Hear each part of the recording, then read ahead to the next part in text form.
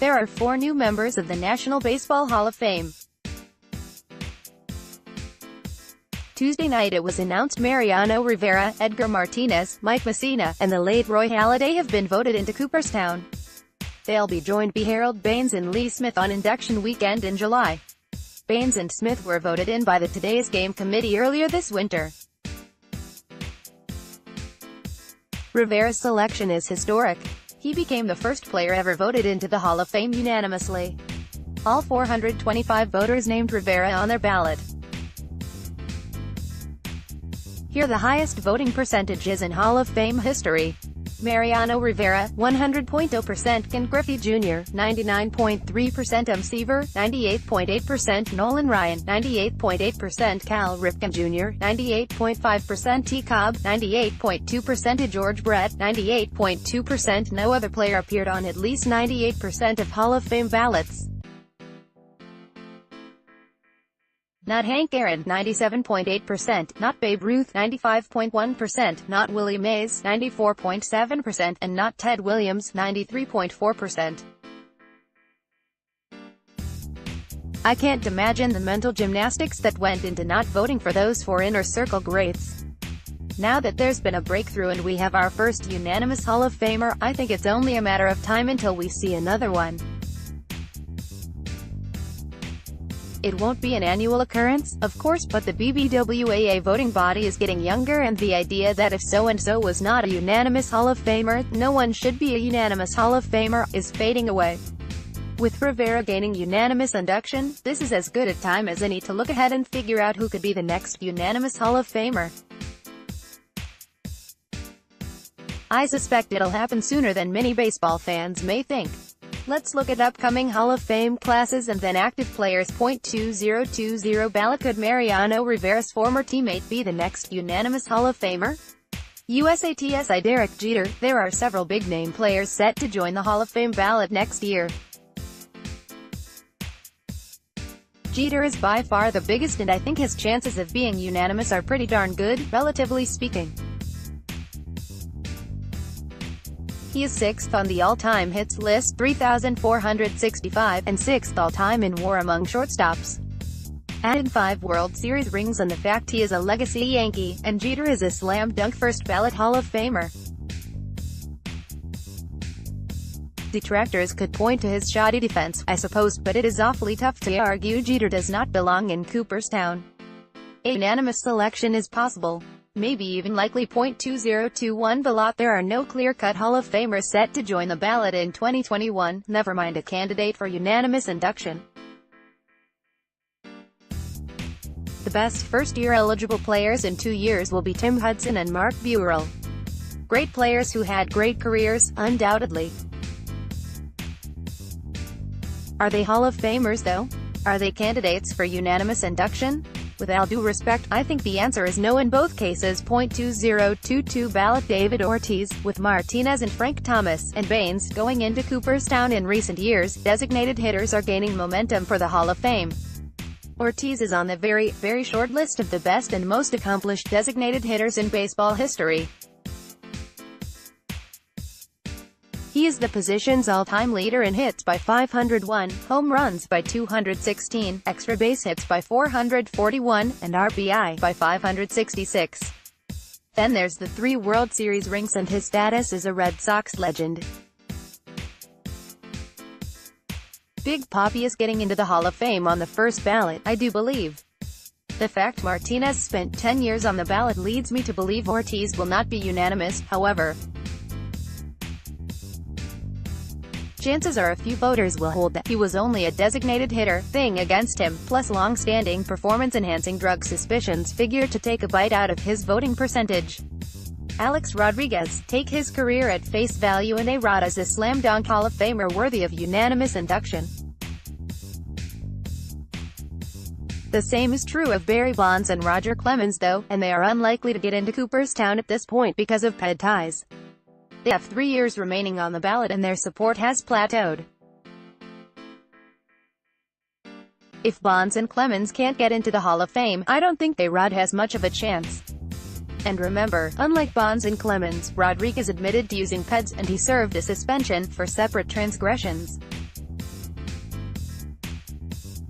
Rod is 4th all-time in home runs, 696, and 12th all-time in position player WAR, 117.8. Even with the BBWAA voting body increasingly willing to overlook pet issues, Rodriguez is going to have a tough time getting into Cooperstown. Unanimous selection is a pipe dream. Other players set to join the Hall of Fame ballot in 2022 include Carl Crawford, Prince Fielder, Tim Lincecum, Justin Morneau, Joe Nathan, Jonathan Papelbon, Jimmy Rollins, and Mark Teixeira. I don't see any as serious candidates to be voted into the Hall of Fame unanimously. They are borderline Hall of Fame candidates in general. 2023 ballot. Carlos Beltran. I think Beltran is a Hall of Famer and I think he'll get into Cooperstown eventually. He was one of the top two-way threats of his generation and a postseason legend. Beltran ranks 5th among outfielders in WAR since the mound was lowered 50 years ago, trailing only Bonds, Rickey Henderson, Ken Griffey Jr., and Larry Walker. Walker hasn't come particularly close to induction in his 9 years on the Hall of Fame ballot, but Beltran won't have to contend with the Coors Field stigma. 4 years is a long way away and the voting body will change. I think Beltran is an all-time great who will eventually get into Cooperstown. Unanimous selection does seem unlikely to me though. Convincing 400-something voters to agree on something is damn near impossible, and, as good as he was, I don't think Beltran can build that consensus. Beltran is the only player due to join the ballot in 2023 who merits serious Hall of Fame consideration. John Lackey and Jared Weaver are the other top first-year eligible players joining the ballot in 4 years. 2024 ballot. Adrian Beltre. Players who retired following the 2018 season will be eligible for the Hall of Fame for the first time in 2024. Beltre is an easy first ballot selection. He would instantly become a top 5 third baseman in Cooperstown, given his 3,166 hits, 477 home runs, and otherworldly defense at the hot corner. He is 25th all-time in position player WAR, 95.7, just ahead of Wade Boggs, 91.4, and just behind Cal Ripken Jr., 95.9. Hall of Famer? That's an easy yes. Unanimous selection? I don't think it's impossible. Mauer. It seems to me Mauer is heading for a multi-year stint on the Hall of Fame ballot. My sense is most see him as a borderline candidate, even though he was the game's best hitting catcher in the mid-2000s and is still the only American League backstop to win a batting title. He won 3. Among players with at least 2,000 plate appearances at the position, Mauer has the highest batting average, .328, and second highest on-base percentage, .408, as a catcher all-time. That said, he caught fewer than 1,000 games and finished his career at first base, where the offensive bar is quite high. I think Mauer will have a difficult time getting into Cooperstown and has close to zero chance at being a unanimous selection. Chase Utley. Utley doesn't have the impressive counting stat totals, 1,885 hits and 259 home runs, and he somehow never finished higher than 7th in the MVP voting, but gosh, what a ball player he was. Tough-nosed and incredibly productive on both sides of the ball. Utley was no worse than the second-best second baseman of his generation alongside Robinson Cano, and I get the sense he will get a lot of stat-head support for the Hall of Fame when the time comes. A unanimous selection though? Don't bet on it. David Wright. 10 years into his career, Wright was on the Hall of Fame track. Then his body started to betray him. He was done as an everyday player by age 31 and will have to settle for being the best position player in Mets history rather than a Hall of Famer. To me, Wright's case is similar to Andrew Jones. Jones was one of the best players in the game during his 20s but was more or less done as an everyday guy at age 31, and the last 2 years Jones has barely received enough votes to clear the 5% threshold needed to remain on the ballot. I think Wright will get more Hall of Fame support than Jones, but not enough for induction and not nearly enough that unanimous selection will be a real possibility. Active players. The Angels might have 2 future unanimous Hall of Famers on their roster right now. USATSI Miguel Cabrera. Cabrera could retire tomorrow and he would get voted into the Hall of Fame on the first ballot. He's a slam dunk. The only question now is whether he can improve his case enough to be a unanimous selection. He could reach 500 home runs in 2019, 35 away, and 3,000 hits in 2020, 324 away, and he has a chance to become only the third player to retire with a 150 ops or better in the last 50 years. Cabrera's a shoo-in who might only be a few counting stat milestones away from unanimous induction. Robinson Cano. Realistically, the last year's PED suspension sabotaged Cano's Hall of Fame chances. He's about 3 years away from 3,000 hits, 530 away, and 2 years away from breaking Jeff Kent's record for home runs as a second baseman, 55 away. There are still 5 years to go on Cano's contract, so he has plenty of time to keep building his Hall of Fame claim. No matter what he does from here on out, the PED suspension ensures he won't be a unanimous Hall of Famer. Some voters are too dug in on the subject. Clayton Kershaw. Although he is only 30, Kershaw has already done enough to earn induction into the Hall of Fame. He is the best pitcher of his generation and he'll be a first-ballot guy. Kershaw is 3 years away from 200 wins, 47 away, and 3,000 strikeouts, 725 away, and, at this point, all he is doing is strengthening his Hall of Fame case. He's getting into Cooperstown.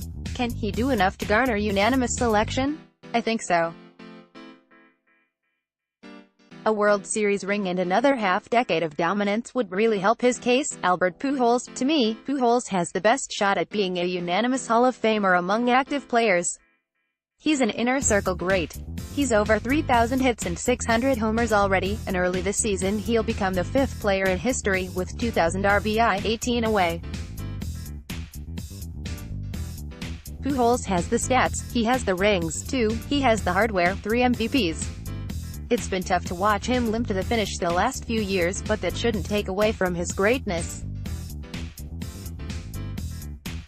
Pujols was a devastating and historically great hitter. I believe he and Jeter have the best shot at being unanimous inductees in the coming years. Max Scherzer. It seems it is just now coming into focus that Scherzer is a potential Hall of Famer. Like Kershaw, he is a few years away from 200 wins, 41 away, and 3,000 strikeouts, 551 away, and Scherzer has been the best right-handed pitcher in baseball the last 5-6 years now. A case can be made he is the best pitcher in baseball now that Kershaw is dealing with some injuries. Scherzer's still looking for a ring. I don't consider that a requirement for the Hall of Fame, but winning a title wouldn't hurt his case, but he has 3 Cy Youngs. I think Scherzer will get into Cooperstown. I also think that, at age 34, there probably isn't enough time for him to make a case that warrants unanimous induction. Ichiro Suzuki. Yes, Ichiro is still active. He recently signed a new contract with the Mariners and will be active for their season-opening series in Japan in March. Even ignoring what he did in Japan before coming over to MLB, Suzuki has first-ballot Hall of Fame credentials. Over 3,000 hits, a Rookie of the Year and an MVP award in the same season, 10 All-Star games and 10 Gold Gloves, and status as a global baseball icon. Ichiro is going to the Hall of Fame. I think his chances of being a unanimous selection are pretty good too. Better than 50-50, I'd say, which is much better than I would have said before Rivera broke through as the first unanimous Hall of Famer this year. Mike Trout. Clearly, Trout is on the Hall of Fame track. Once he puts in the 10 years of MLB play required to appear on the Hall of Fame ballot, Trout has played 7 full seasons, so he is 3 years away from officially qualifying for the Hall of Fame ballot. I think we'll be able to consider him a lock. It is a harsh reminder that you need to be great in your 30s, not just your 20s, to garner serious Hall of Fame consideration, but Trout is a special case because he's been so good. We are a long way away from Trout appearing on the Hall of Fame ballot. Even if he retires after putting in the minimum 10 years, Trout is still 8 years away from joining the ballot, and a lot can happen between now and then. Right now I'd say Trout is on track for unanimous induction. His case through age 27 is as good as anyone's.